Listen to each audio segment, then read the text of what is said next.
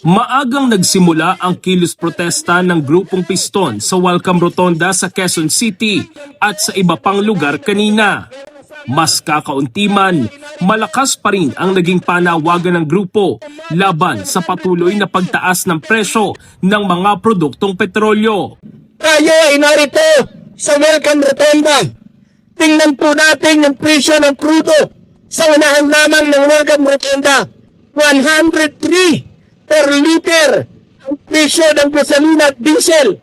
Ayon sa grupong Piston, dapat nang ibasura ang oil deregulation law dahil ito raw ang nagbigay daan sa walang kontrol na pagtaas ng presyo ng langis. Sa loob ng 28 years na namamayagpag, itong batas na ito ay hindi nagsilbi sa interes ng driver at hindi rin nagsilbi sa interes ng ating mamamayan. Kundi ito ay nagbigay laya lamang sa malalaking mga kumpanya. Dismayado rin ang grupo matapos suspindihin ng Pangulo ang nakatakdasa ng taas pasahe na ipatutupad ngayong Huwebes.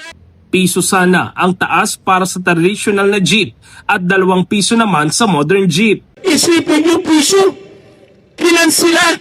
Pero yung mga oil company na halos 20, 23, 24 pesos per liter ang itinataas.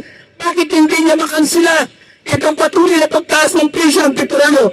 Sumasalamin po yan ng administrasyon ni Bongbong Marcos ay hindi nagsisilbi sa interes at kapakanan ng mga manggagawa, ng driver at ng mamamayan. Para sa ilang driver, makakatulong na raw sana ito kahit kakarampot dahil sa sobrang taas ng diesel. Sa laki na ng krudo pa, kinukulang kami dating full tank to 1.1. Ngayon, nagpapakrudo ako 1.8. Hindi na napupuno yung tangke ko eh.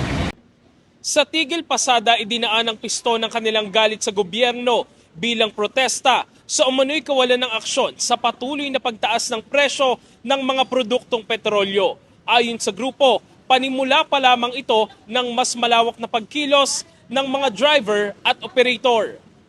Sa tansya ng Piston, nasa 70,000 na miyembro nila ang lumahok sa nationwide strike kung saan nasa 10,000 ang mula sa Metro Manila.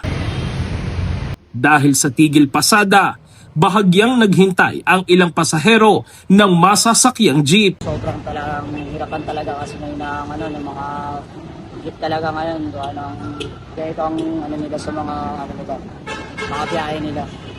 Pero sa monitoring ng Metropolitan Manila Development Authority, walang naitalang stranded na mga pasahero kaya hindi na kinailangan pa na magdispatcha ng mga sasakyan para sa libreng sakay. Normal din daw ang naging daloy ng trapiko.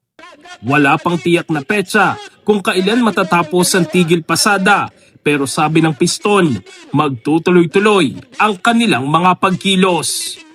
In the heart of changing lives, ako si Brigada Jigo Custodio ng 105.1 Brigada News of Manila, the Music and News Authority.